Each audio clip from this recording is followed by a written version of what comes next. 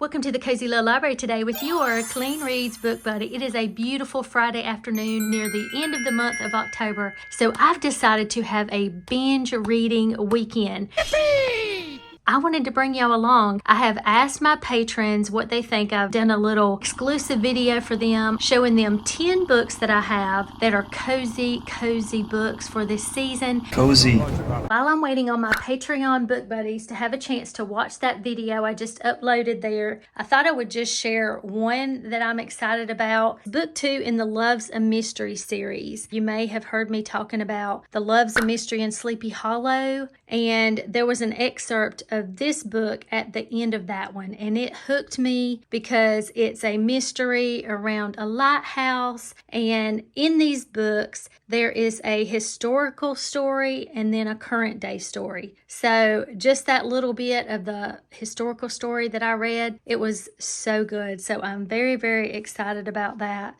You can see here my little library haul. I got 2 more of the Nancy Drew books that I have gotten to. I'm to book number 5, and I have 1 physical TBR book right there that I'm thinking about. The ones chosen at the top are A Lady of Willow Grove Hall by Sarah E. Ladd, Danger in the Darkest Hour by Mary Pope Osborne, Magic Treehouse book, and A Lady Most Engaged by Audrey Glenn.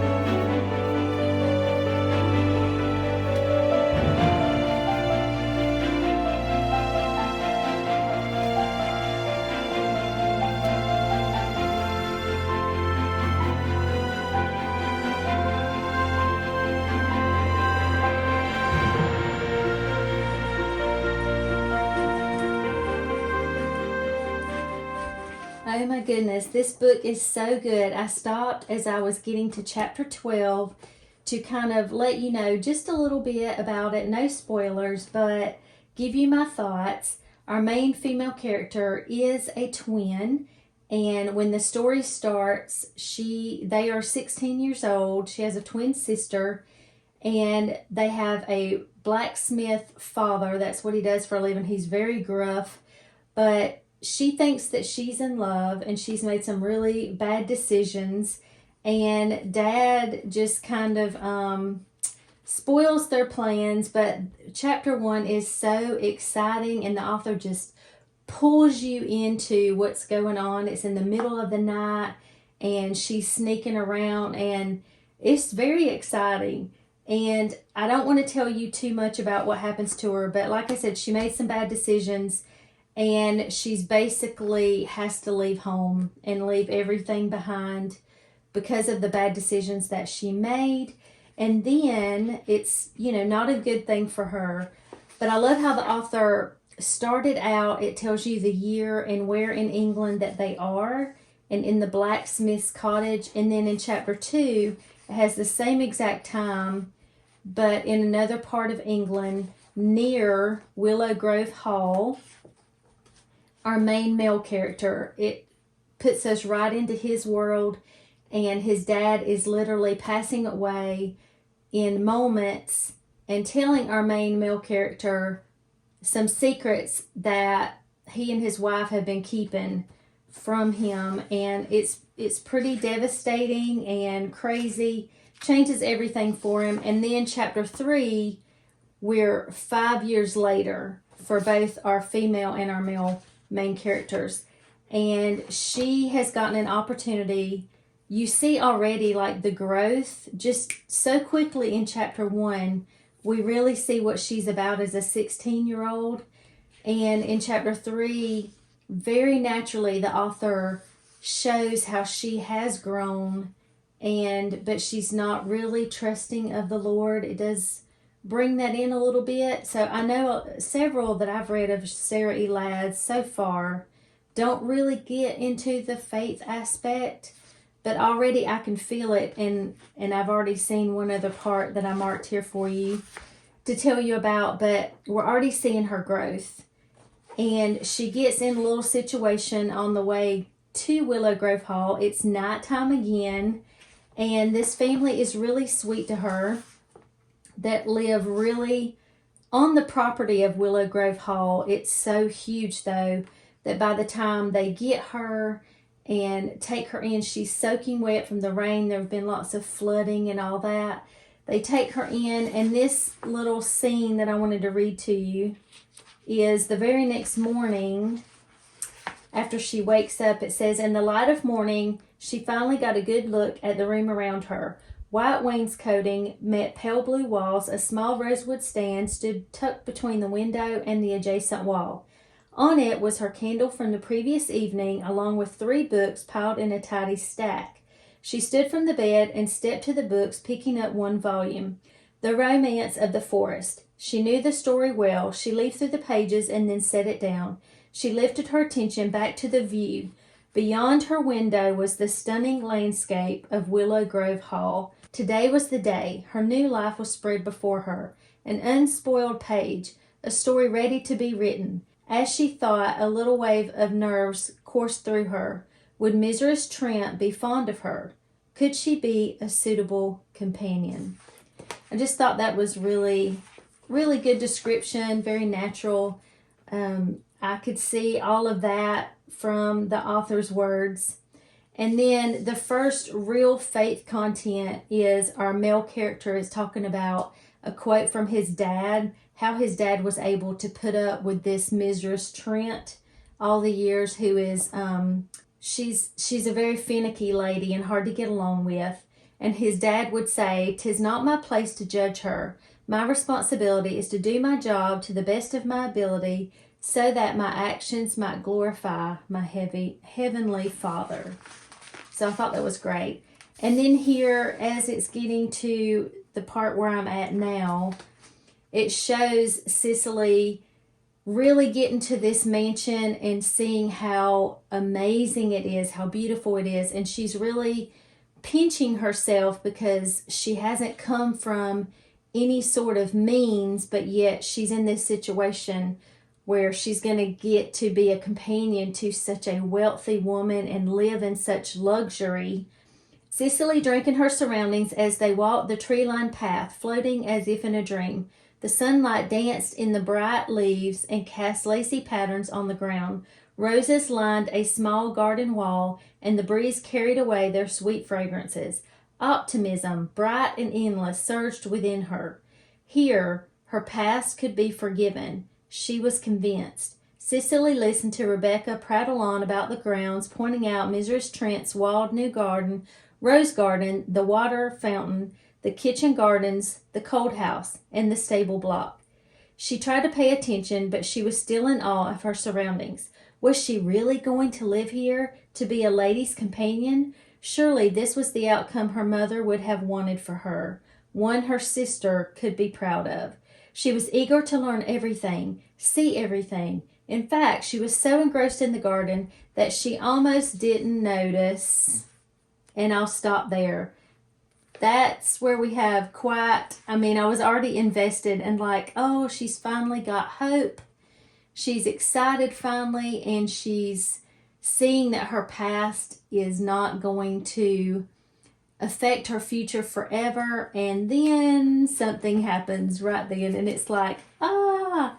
So I'm just amazed at how quickly I have been drawn into this story, and I can't wait to see what else happens. So I'm not going to be reading or talking this much more about the story again because I do not like to give spoilers.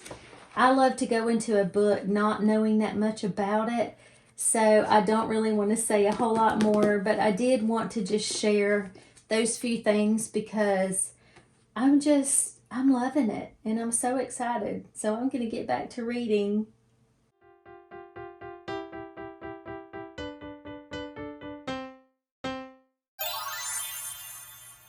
I've got my hot tea, got my book that I got to the halfway point with last night.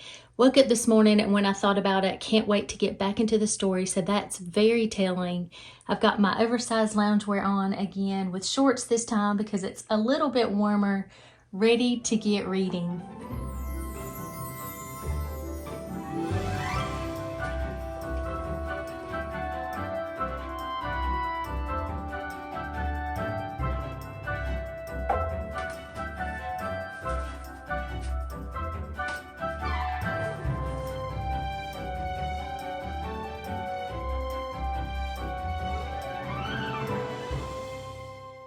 Okay, friends, it is later on Saturday. I'm a little bit later than I wanted to be, but I am starting Danger in the Darkest Hour by Mary Pope Osborne, a Magic Treehouse. It's like a special edition.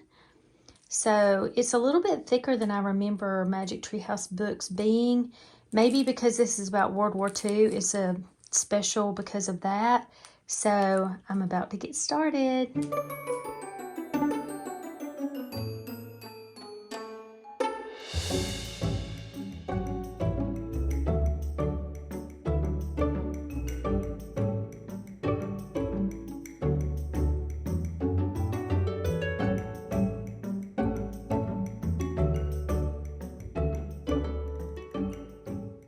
All right, I've just finished the Magic Treehouse book about World War II. It's going to be noisy because it's got this plastic on it. So I love the artwork in these. And if you're like me and it's been so long since I have looked at a Magic Treehouse book, there's Jack and Annie, Merlin and Morgan, and then their helpers, Teddy and Kathleen. This book has at the beginning, it shows the list of the 28 Magic Treehouse books. And then there's 2 spin-offs that I'm not familiar with at all. I have seen them at the library, but 2 spin-off series, but 28 of these books. And I think this is one a little bit later in the series, and it's a special edition. I'm not sure if that's because it's about World War II and there's more facts in the back or what. Maybe y'all know. But I love this, that it says, in memory of my father, Colonel William P. Pope, who fought in World War II, the author's dad. So I thought that was neat. But if you are not familiar with the Magic Treehouse stories, I forgot about this, but I think all of them have a prologue that give you a tiny little clip about Jack and Annie and how they help with the Magic Treehouse, how they travel. And I'll just read that real quick. It says, one summer day in Frog Creek, Pennsylvania, a mysterious treehouse appeared in the woods. It was filled with books. A boy named Jack and his sister Annie found the treehouse and soon discovered that it was magic. They could go to any time and place in history just by pointing to a picture in one of the books. While they were gone, no time at all passed back in Frog Creek. Jack and Annie eventually found out that the treehouse belonged to Morgan Le Fay, a magical librarian from the legendary realm of Camelot.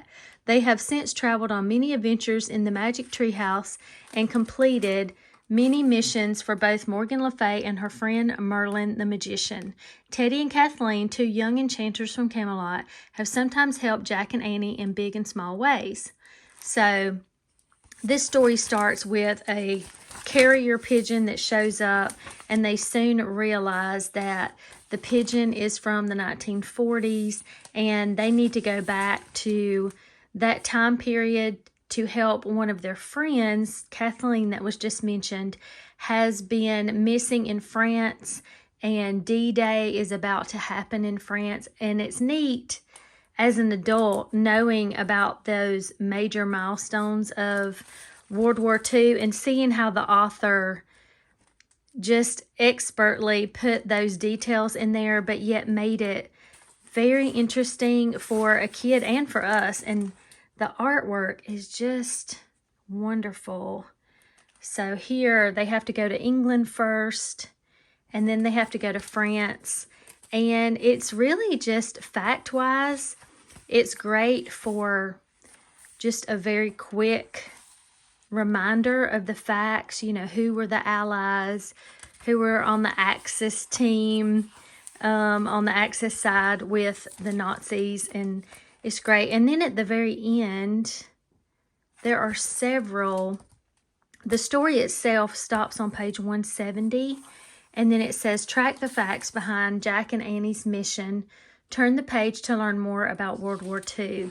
And then it has all these subheadings about the spies, about D-Day, war pigeons, the planes, the submarines, the diary of Anne Frank. And it really goes into, I mean, it doesn't shy away from talking about what happened to the Jewish people, but it just states facts. It doesn't go into how the Jewish people lost their lives, but it does say who was responsible, and you know, goes into the facts without getting gruesome, if you know what I mean. So I was very impressed with this, and such a blast from the past. Really loved it. The bad thing is now I want to collect all of these along with Nancy Drew and the other things, but I forgot about the connection to Camelot. Camelot. If you know, you know how special King Arthur and the Camelot, all of that is to me. That was just a really welcome detail. Highly recommend this. I really picked it up, ordered it because of positive patriotic video that I'm doing next month, really compiling the list, and I wanted to make sure I had covered all the bases. I really want to own it. Highly recommend it. And book number 3 for the weekend that was voted on, A Lady Most Engaged, a grim Regency tale by Audrey Glenn. This is a new author to me, a clean Regency romance that's a Sleeping Beauty retelling on KU. I'm really excited to read it. I was going to show y'all just the very beginnings of it with me.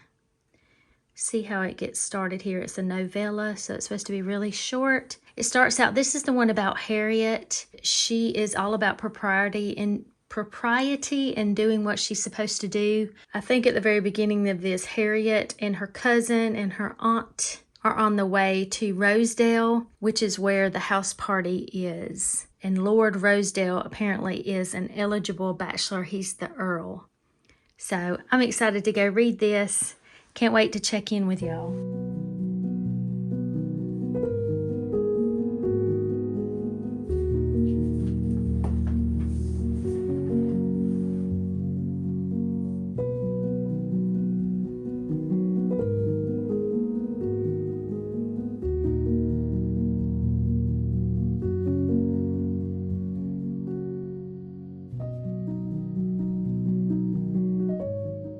Okay, I finished it. Our fairy tale retelling, clean Regency romance. I really took a chance on this one because I was not familiar with the author.